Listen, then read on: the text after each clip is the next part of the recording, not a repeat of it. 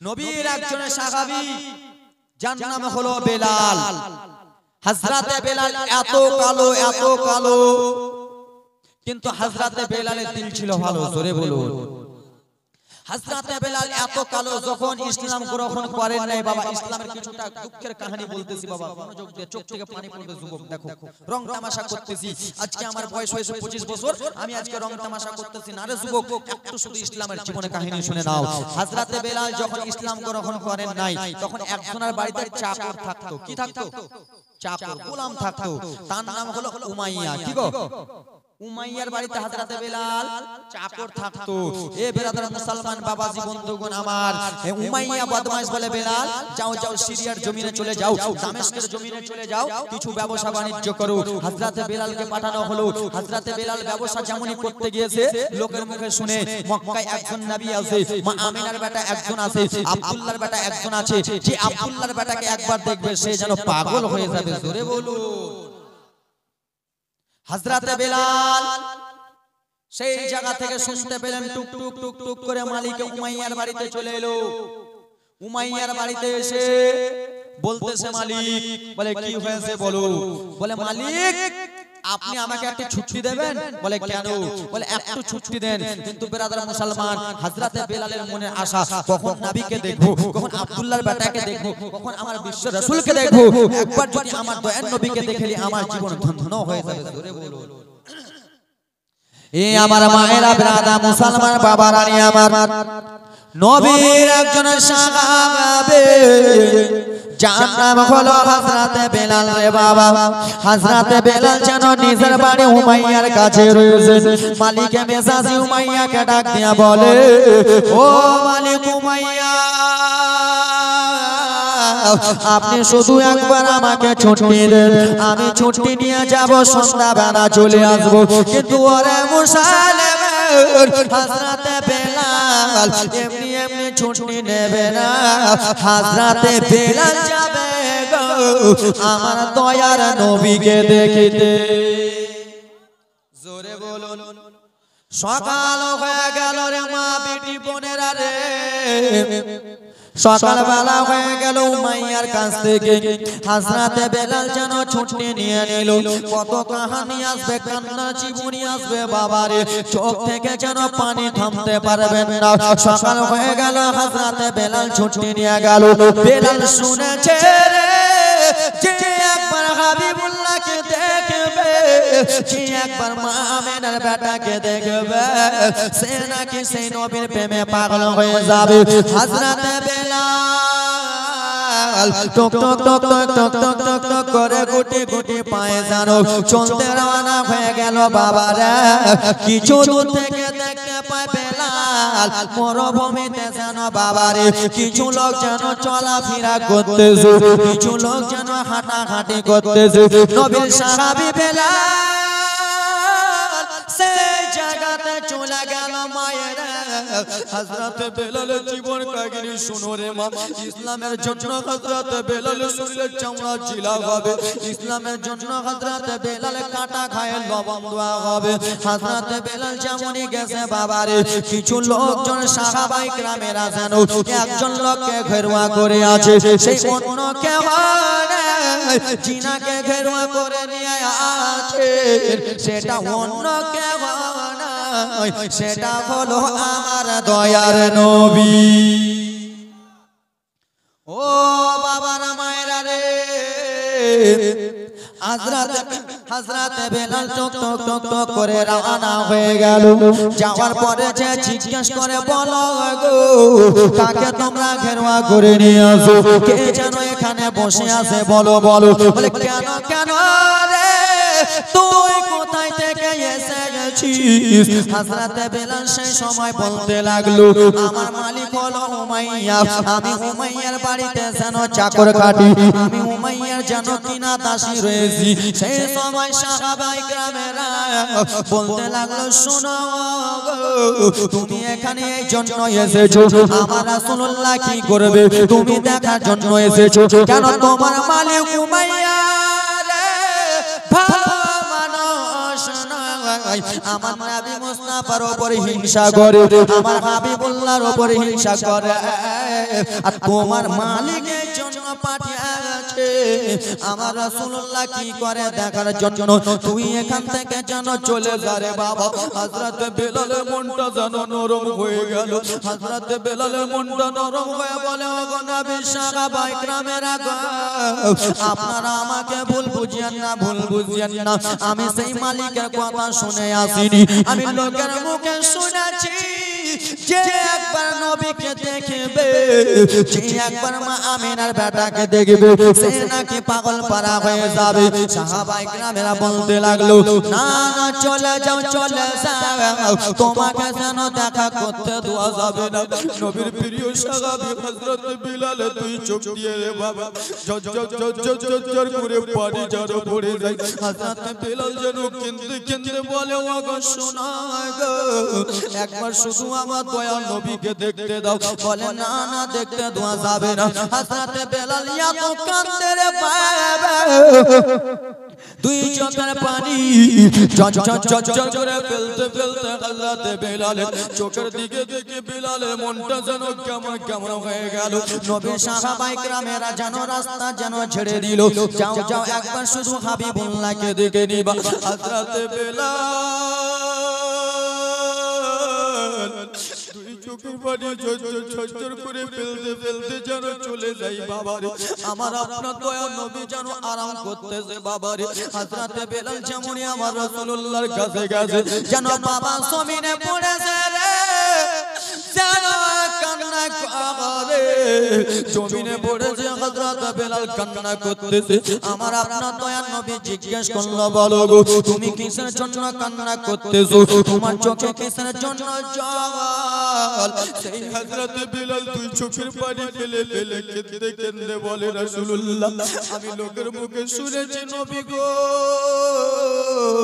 যে একবার দেখবে সে নাকি দেখে পাগল হয়ে যাবে। আমি লোকের মুখে শুনেছি নবীকে যে একবার দেখবে সে দিওয়ানা হয়ে যাবে। আমি লোকের মুখে শুনেছি আব্দুল্লাহর বেটাকে যে একবার দেখবে সে পাগল পারা হয়ে যাবে। খোদার কসম ইয়া রাসূলুল্লাহ নবী গো, আমি উমাইয়ার গোলাম, আপনাকে যেমনই দেখেছি আপনার প্রেমে পাগল হয়ে গেছে। রাসূলুল্লাহ আমি লোকের মুখে শুনেছি নবী গো, আপনার চেহারা যে একবার দেখবে সে পাগল হয়ে যাবে, আপনাকে যে একবার দেখবে সে নাকি দিওয়ানা হয়ে যাবে নবী গো। সত্যি আমি আপনাকে একবার দেখলাম, আপনার প্রেমে যেন পাগল হয়ে গেলাম। হযরত বেলাল নবীর প্রেমে যেন পাগল হয়ে গেল। এই ব্রাদার মুসলমান বাবাজি বন্ধুগণ আমার এবার শুনে নাও রে বাবা। হযরত বেলাল আমার আপনার দয়ার নবীকে বলতেছেন, দয়ার নবী গো, ও মায়ার নবীজি, আপনি শুধু একবার আমাকে কলমা পড়িয়ালেন, আপনি শুধু একবার ইসলামের মধ্যে দাখিল করে দেন, জীবনীটা যেন আগে নিজে যেতে চাই রে বাবা। আমার আপনার দয়াল নবী গো, মায়ার নবীজি, রাহমাতুল লিল আলামিন নবীজি, সেই সময় বলেছিল শোনা গো, তুমি হলা উমাইয়ার কিনা গোলাম, উমাইয়ার গোলাম তুমি জানো রয়েছো। আজকে যদি তুমি আমার কলমা পড়ে নাও তাহলে তোমার মালিক তোমাকে অনেক মারবে, তোমার উপরে অনেক টর্চার আঘাত যেন করবে। সেই সময় হযরত বেলাল বলেছিল, ইয়া রাসূলুল্লাহ নবী গো, আমি জানের ভয় করি না, আমি মালের ভয় করি না, আমি নিজের শরীরের ভয় করি না, আমি যেন আপনার জন্য জীবন দেব। জোরে বলুন। আর আজকাল আমরা জীবন দিচ্ছি কার জন্য? হ্যালো কেমন আছো? তাদের জন্য দিচ্ছি কিনা? হ্যাঁ হোক না, জীবন দিতে হলে কার জন্য দিতে হবে? নবী মুস্তাফার জন্য। কার জন্য? নবী মুস্তাফার জন্য। আর আজকাল আমরা জীবন দিই কার জন্য? কিছুদিন আগে রামপুরহাটে দেখলে না, টাঁড় বুঝো তো নাকি? টাঁড়ে একটা মেয়ে ফাঁসি হয়ে গেছে, ফাঁসি লটকে দিয়েছে, ওরা ঝুলছে। তার মেয়েকে তার মাকে জিজ্ঞেস করা হলো তোমার মেয়েটা এত সুন্দর ব্যবহার কেমন করে করলো, প্যাঁ করে রেখে দিয়েছে। বলে আমার মেয়েটা এমনি এমনি করে থাকেনি, আমার মেয়েটা ফোনে কথা বলছিল, 3 দিন কথা বলতে দিনি, তাই জন্য আমার মেয়ে প্যাঁ হয়ে গেছে। কি হয়েছে? ওরকম জীবন দিলে কি জান যদি দিতে হয় নবীকে দিয়া জোরে বলো, ওরে জান যদি দিতে হয় নবীকে দিও, ওগো ভালো যদি বাঁচতে হয় নবীকে বাসো, ওগো জান যদি দিতে হয় নবীকে দিও, মদের দুঃখ যন্ত্রণা নবীকে সইতে পারে না, মদের কষ্ট যন্ত্রণা নবীকে সইতে পারে না, সেই নবীর লাগিয়া একবার মিলাদ করিয়া, জান যদি দিতে হয় নবীকে দিও জোরে বলুন। জান দিতে হলে কাকে দিতে হবে? নবীর জন্য। যদি আজকাল আমরা মুসলমান জান দিত নবীর জন্য, আমরা সব করতে পারি কি পারি না? পারি কিনা? আসেন কোন আল্লাহর বান্দা যোগ্য বাপের যোগ্য সন্তান 3 জন নবী মুস্তাফার জন্য আমরা তো নিজের জানটা দিব না, কিন্তু নিজের কিছুটা মাল দিব। আসেন কোন আল্লাহর বান্দা 4 জন বাবা 500 টাকা করে দিবেন নবী মুস্তাফার জন্য, মা বাবার মহব্বতে। আসেন কোন আল্লাহর বান্দা 500 টাকা করে। আমাকে এমন টাইমে উঠিয়েছে কি বলবো আর বাবা, এই টাইমটা আমি কোনদিন স্টেট করি না। আসেন কোন বাবা আমার 500 টাকা করে নবী মুস্তাফার জন্য, কান্নার জীবনী আসছে, আজকে না হলে কালকে দেবেন 5 500 টাকা করে। বাবা গো মা, আল্লাহর কোরআন কটা পারা খালা? আল্লাহর কোরআন কয় পারা গে? হ্যাঁ কিছু কেন জানো না? সিরিয়ালের কথা জানো তো? জানো সিরিয়ালের কথা ভালো করে? আল্লাহর কোরআন 30 পারা, 30 টাকা খালা আমার 100 টাকা করে দেন তো। 2 টাকা খালা আমার 500 করে, 30 টাকা খালা 100 করে। আসেন আল্লাহর বান্দা কেউ 100 টাকা করে। বাবা আল্লাহর বান্দা কেউ হবেন? মা বাবার মহব্বতে নবী মুস্তাফার মহব্বতে 500 টাকা করে। আসেন আল্লাহর বান্দা কেউ আছেন বাবা? মা বাবার মহব্বতে নবী মুস্তাফার মহব্বতে কেউ নাই? আমার নবীকে তো আমরা ভালোবাসি, বাসি কিনা? আমরা সেই নবীর উম্মত তো নাকি? আসেন কোন আল্লাহর বান্দা 4টা বাবা আমার 500 টাকা করে দেবেন। 500 করে, বেশি করে নাই। ছেলের জন্য বাড়ি, মেয়ের জন্য গাড়ি, স্ত্রীর জন্য লাল টুকটুকে শাড়ি, নিজের জন্য 3 তলা বাড়ি, কিছুই সঙ্গে যাবে, কিছুই সঙ্গে যাবে। তুমি যখন মরে যাবা যুবক, তোমাকে সাদা প্যাকেটের বাসিন্দা করে তোমাকে রেখে চলে আসবে কবরে। কবরের পকেট আছে, কাফনের পকেট আছে, কাফনের পকেট আছে, হ্যাঁ কাফনের পকেট নাই। আজকে স্ত্রীর জন্য 3 লাখ টাকা ব্যাংক ব্যালেন্স করে গেল, ছেলের জন্য 5 বিঘা জমি, নিজের জন্য বাড়ি একটা খালা আমার দিয়েছে, সুবহানাল্লাহ মাশাআল্লাহ, যোগ্য বাপের যোগ্য বেটি, এই গ্রামের ছেলে যোগ্য বাপের যোগ্য বেটি। নারে তাকবীর, 2টা খালা হলো, 30 টাকা লাগা যাচ্ছে, দাও খালা। লক্ষ্মী ভান্ডার টাকা পাচ্ছ খালা, মাসে মাসে বেতন পাচ্ছ, দাও খালা। আব্বা কেউ দিবেন না? মা বাবার মহব্বত। মা চলে গেছে কবরে, বাবা চলে গেছে কবরে, দাদা দাদি নানা নানি চলে গেছে, একজন বাবা হন তো 500 টাকা। মা বাবার মহব্বত। আরেকজন দিয়েছে নাম, যে মনে উদ্দেশ্য দিয়েছে নাম পূর্ণ করো পাক সুবহান। আমিনু আল্লাহ আমিনু আমিন। মোদের দোয়া কবুল করো পাক রব্বুল আলামিন। একজন বাবা আমার দেখতে চায় 500 টাকা হবেন না? হাইরে এরা কিপ্টের বেটা, কিপ্টের। তোমরা এত কিপ্টের বেটা কেন গে? আরেকজন দিয়েছে বোন আমার 100 টাকা, 30টা বোনের কাছে চেয়েছিলাম। ও মায়ের ইয়াকে ফোঁটা তোদের সদা হবে না কোনদিন, জোরে বলুন। ও মায়ের ইয়াকে ফোঁটা তোদের দাম কাটিলে শরীরের চাম, জুতা বানাইয়া দিলে সদ হবে না। দয়াবতী দরদিনে মা, মায়া আমার দয়াবতী দরদিনে মা। ও মায়ে ইয়াকে ফোঁটা তোদের দাম কাটিলে শরীরের চাম। ও মায়ে ইয়াকে ফোঁটা তোদের সদা হবে না কোন, জনম জনম করিলে সাধনা।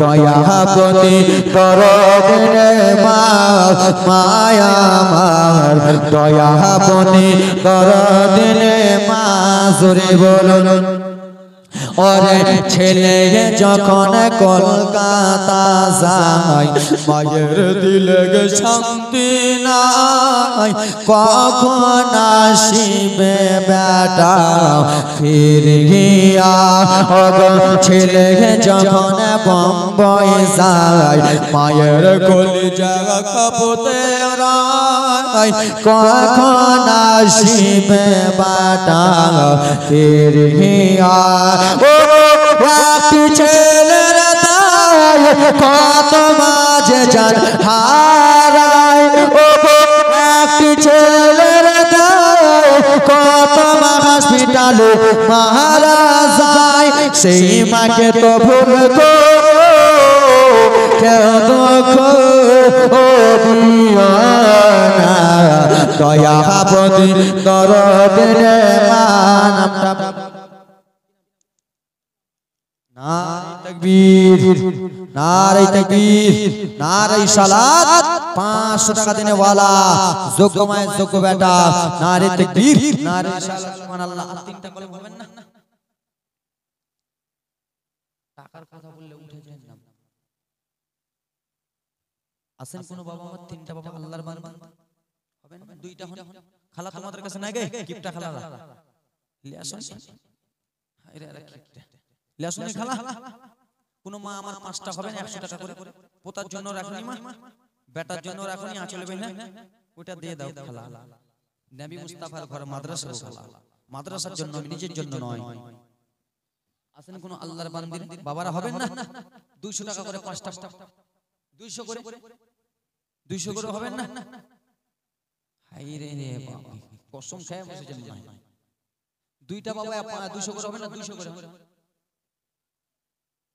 মা হবে না গায়ে খালা হবে না গায়ে দাও মা মাদ্রাসার জন্য মা আমি নিজে নিয়ে যাব না বাবা 100 করে দেন তো 10টা 100 করে তো দিতে পারবেন পকেটে সবারই আছে 100 করে নবী মুস্তাফার ঘরের জন্য 100 করে নাই এই যুবক তোমাদের কাছে নাই 100 করে 10টা জীবনে আবার পাটাপাট নিয়ে যাব 100 করে হবেন না হে আমার বাবা মায়েরা দাদা মুসলমান শোনো শোনো গো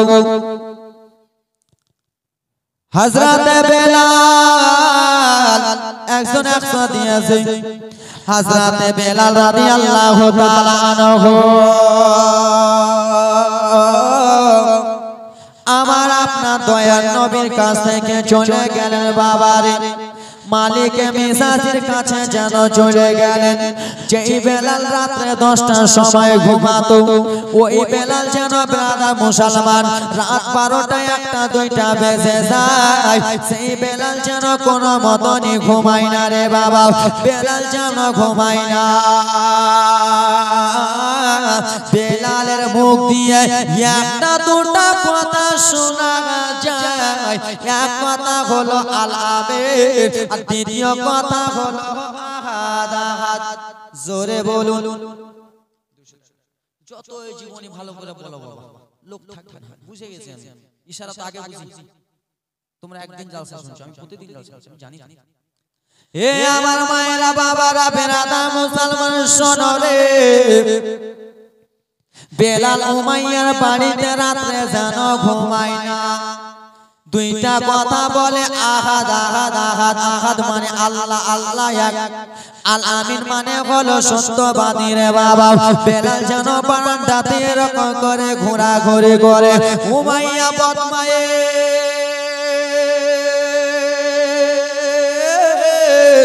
এসে বলেন শোনো রে তোমার মুখ দিয়ে যেন দুইটা কথা শোনা যায় একটা কথা হলো আহাদ দ্বিতীয় কথা হলো আল আমিন কিরে আমার কিনা গোলাম একজন 150 দিয়েছে কিরে আমার কিনা গোলাম ইসলামের এই কথা কি তুমি জানো?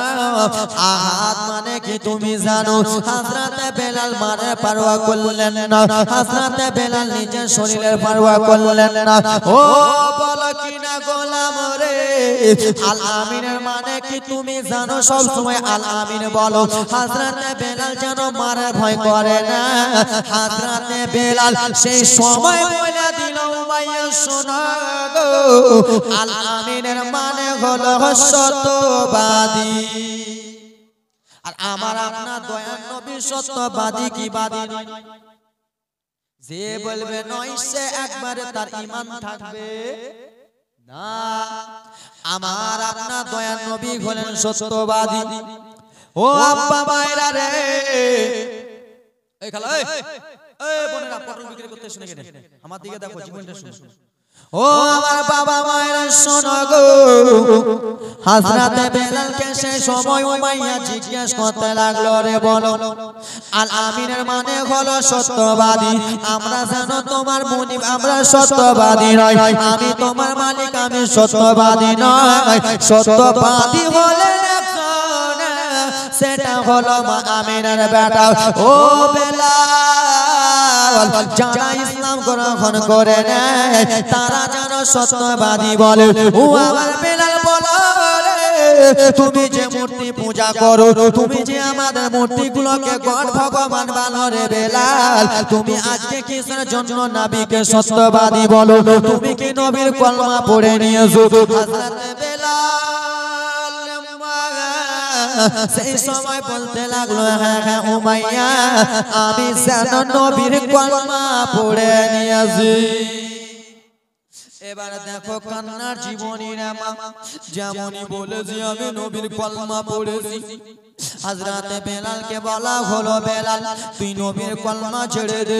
হযরতে বেলাল কলমা ছাড়তে রাজি হলো না। যেমনই কলমা ছাড়তে রাজি হয়নি রে বাবা, হযরতে বেলাল দুইটা হাতকে যেন বেঁধে দিল। আর দুইটা হাতকে বেঁধে দিয়ে সাঁটা পার করে উমাইয়া যেন মারে। এত জোরে জোরে পিঠে মারে, পিঠে যেন বাবা দাগ দাগ হয়ে যায়, পিঠে যেন বাড়ি ফুটে যায় রে বাবা। আমার হযরতে বেলালের পুরা শরীরে যেন ফোসা ফোসা হয়ে গেল, পিঠ মোবারক যেন লাল লাল লাল লাল হয়ে গেল। হযরতে বেলাল কেঁদে কেঁদে বলে, উমাইয়া রে আমাকে মারিস না, মারিস না। বলে, ওরে বেলাল তুই নবীর কলমা ছেড়ে দে, তোকে যেন মারবো না। হযরতে বেলাল বলে, না না কলমা ছাড়বো না। ও আমার মায়ের বাবা রে,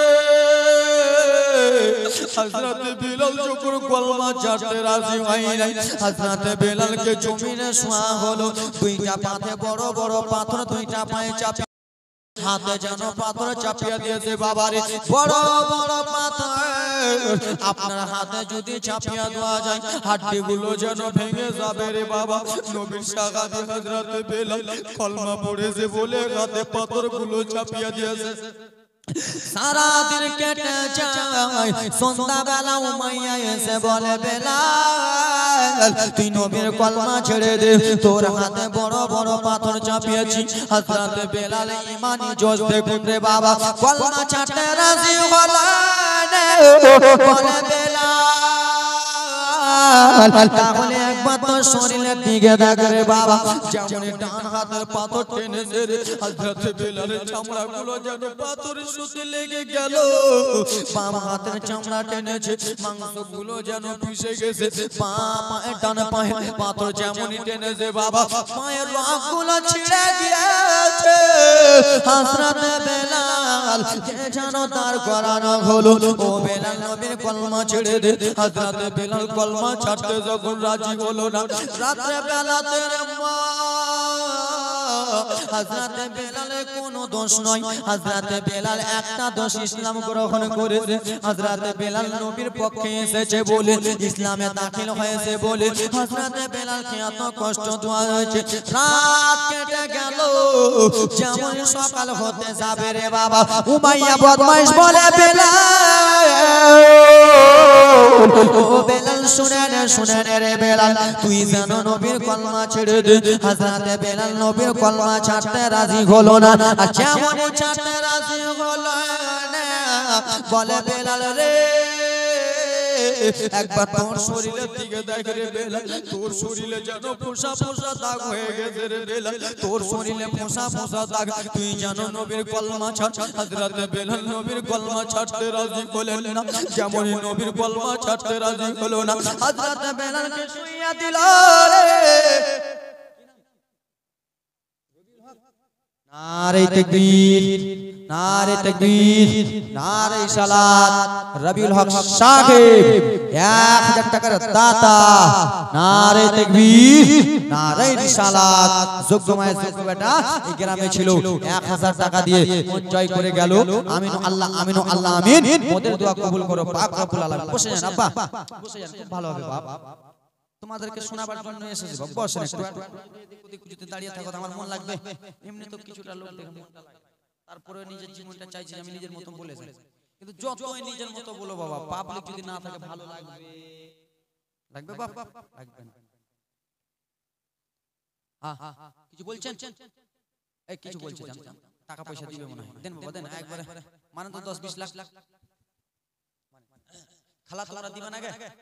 এই কিটা খালা খালা দেন না গে? লক্ষ্মী ভান্ডার টাকা পাচ্ছ তাও দিবা না? এক মাসের লক্ষ্মী ভান্ডার টাকা অর্ধেক টাকা দিয়ে দাও। 5টা খালা দেন তো আমার লক্ষ্মী ভান্ডার টাকা। লক্ষ্মী ভান্ডার টাকা দিবেন না কেউ? এই খালা দিবা না গে?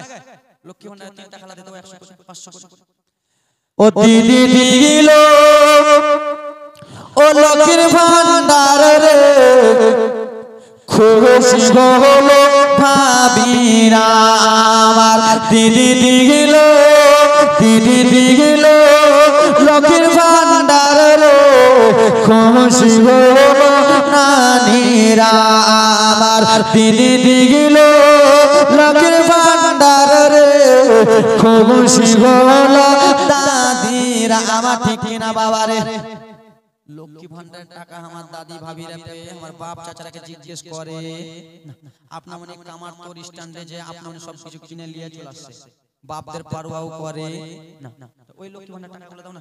দিদি দিল লক্ষ্মীর ভান্ডার রে, খুশি হলো ভাবিরা আমার।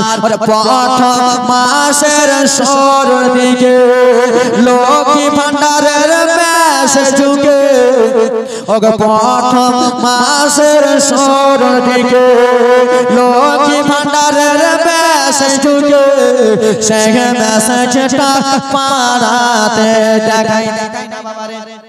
লক্ষ্মী ভান্ডারে যখন টাকা পাই, হরেক মালালারা যখন ব্রাদার মুসলমান হরেক মাল বেচতে আসে, লক্ষ্মী ভান্ডার টাকা দিয়ে হরেক মাল লাই। কম্বলালারা যখন কম্বল বেচতে আসে, তখন লক্ষ্মী ভান্ডার টাকা দিয়ে কম্বল গুলা লাই। তাই জন্য কত সুন্দর করে কবি বলে, দিদি দিল লক্ষ্মী ভান্ডার রে, খুশি হলো ভাবিরা আমার।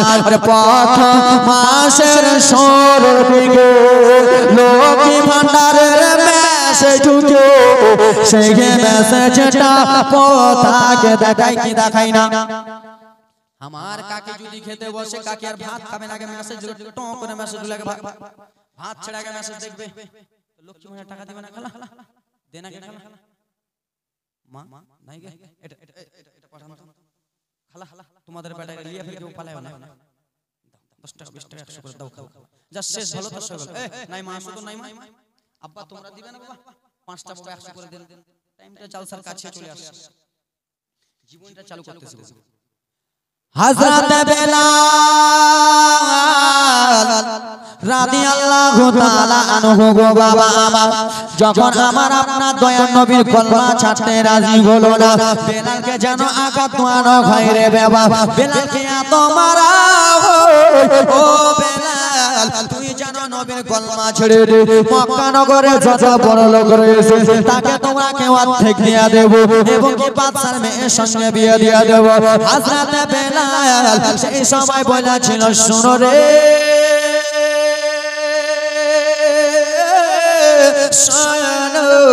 একটা এমার্জেন্সি রোগীকে যখন হসপিটাল নেওয়া যায় হয় রে বাবা আমার, আর হসপিটাল নিয়েছে যখন পাটাপাট 3-4টা সুই করে দেয়, ইমার্জেন্সি রোগী চলতে পারে না, হসপিটাল নিয়ে গেল পাটাপাট 3-4টা স্যালাইন মেরে দিল।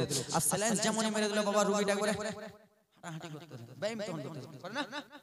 হযরতে বেলাল আমার বাবা আমার বলেছিল ওগো শোনো শোনো রে ও মাইয়া শুনে গেল ওরকম আমার নবী মুস্তাফার কলমা আমার রগে রগে ঢুকে গেছে আমার নবী মুস্তাফার মহব্বত আমার পাশিনায় ঢুকে গেছে আমার নবী মুস্তাফার দিদার আমার শিরায় ঢুকে গেছে আমাকে যতই মার না কেন আমি নবীর কলমা ছাড়ব না জোরে বলুন না হযরতে বেলাল কলমা ছাড়তে রাজি হলো না এবার কি করা হবে রে ওরে বেলাল এত রকম করে বুঝালাম তুই নবীর কলমা ছাড়তে রাজি হলি না তাহলে তোর পিঠে থেকেও দেখে মায়া হলো না বলে না না আমি নবীর কলমা ছাড়বো না ও আমার বাবারা রে যেমনই সকাল হয়ে গেছে রে বাবা হযরতে বেলালকে বলে কলমা ছাড় একদিন নয় দুই দিন নয় রে বাবা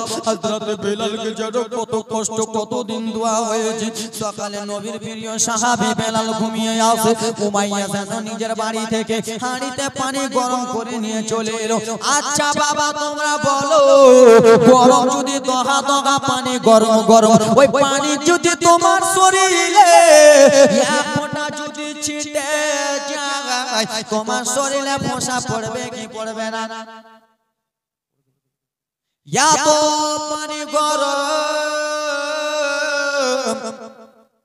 আজকাল আমরা পানি গরম করে পোল্ট্রি ওইখানে ডুবিয়ে দিই আর পোল্ট্রি যখনই ডুবিয়ে দিই পোল্ট্রির রুমগুলো বাবারে নরম হয়ে যায় উঠে যায় ওরকম গরম গরম পানি জানো রে বাবা হাঁড়িতে করে উমাইয়া বদমাশ যেন নিয়ে এলো নিয়ে এসে বলে বেলাল তুই নবীর কলমা ছেড়ে দে রে বেলাল না হলে এই গরম পানিগুলো তোকে চালানো হবে রে বেলাল ও বেলাল ছাড় হযরতে বেলাল যেন নবীর কলমা ছাড়তে রাজি হলো আর যেমনই নবীর কলমা ছাড়তে রাজি হয় নাই রে বাবা হযরতে বেলালকে গরম গরম পানি যেন চালানো হলো রে এত গরম পানি যেমনই বাবা আমার শরীরে চালাই রে হযরতে বেলালের শরীরগুলো কেঁপে যায় থরথর করে যেন কেঁপে যায় রে বাবা হযরতে বেলাল বলে উমাইয়া রে আমি যেন জ্বালা সইতে পারি না আমি আর কষ্ট সহ্য করতে পারি না আমাকে আর কত কষ্ট দিবি রে উমাইয়া উমাইয়া বদমাইশ পিছন দিকে চালাই সামনে দিকে যেমনই পানি চালাই রে বাবা গরম গরম পানির আঘাতে হযরতে বেলালের শরীরগুলোতে যেন ফোঁসা ফোঁসা উঠে গেল আর ফোঁসা ফোঁসা যেমনই উঠেছে হযরতে বেলাল হাত মোবারক দেয় রে বাবা সেই ফোঁসাগুলো যেন গলে যায় ফোঁসা যদি গলে যায় ফোঁসা কত জ্বলবে মুসলমান বলুন ফোঁসা যেন কত জ্বলবে রে বাবা বলে ওরে বেলাল নবীর কলমা ছেড়ে দে রে বেলাল আমি তো এখন তোকে ফোঁসা দিলাম এখন তোর যেন আরো আঘাত বাকি আছে হযরতে বেলাল সেই সময় বলেছিল শুনো আমি বেলাল যতক্ষণ পর্যন্ত আমার জানা ছেড়ে আমি নবীর কলমা ছাড়ব না জোরে বলুন না ভালো লাগতেছে লাগছে বাবা ছেড়ে দেব